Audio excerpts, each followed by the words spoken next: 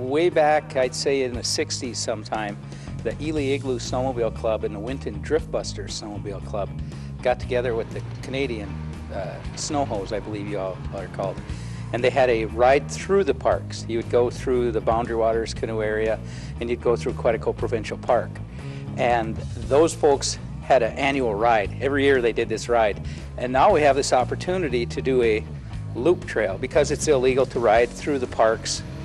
And what we're looking at, and I commend the Atikokan Sno-Ho group on this circle, international circle tour.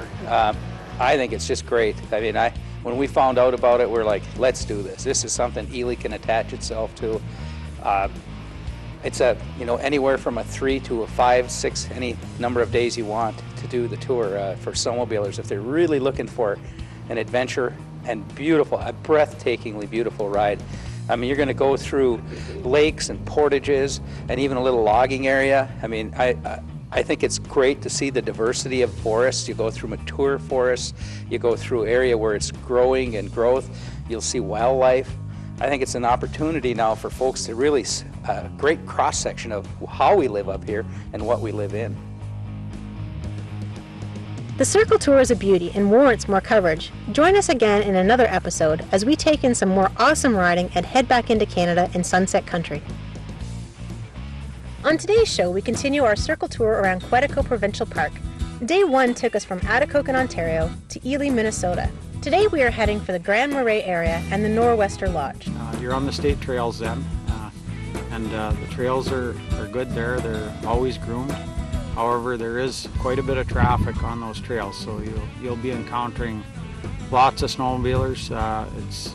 It's a pretty popular spot for people to go from the Twin City area up to Ely, Crane Lake, Isabella, and Grand Marais. So there was an old train bridge that somebody had found, an old abandoned train bridge that was disassembled, and they built the trestle inn and saloon out of these old timbers. So it's a really neat spot. It's got a lot of character.